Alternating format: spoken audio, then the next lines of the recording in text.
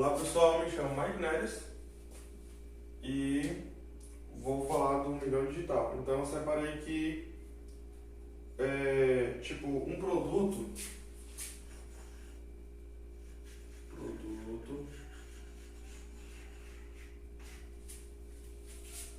de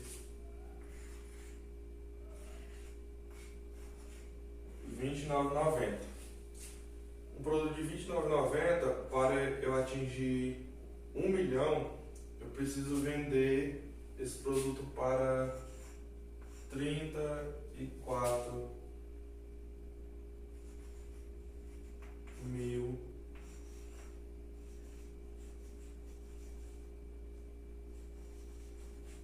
pessoas. Um produto de 100,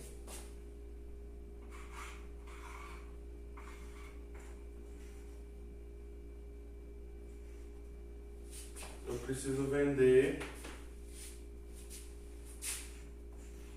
10 mil. Um produto de 500,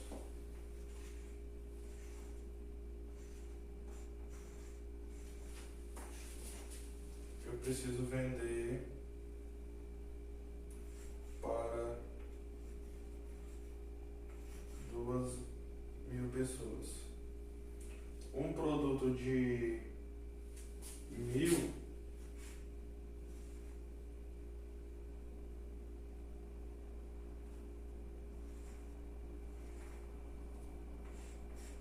preciso vender para 1.000 pessoas. Um produto de 2.000,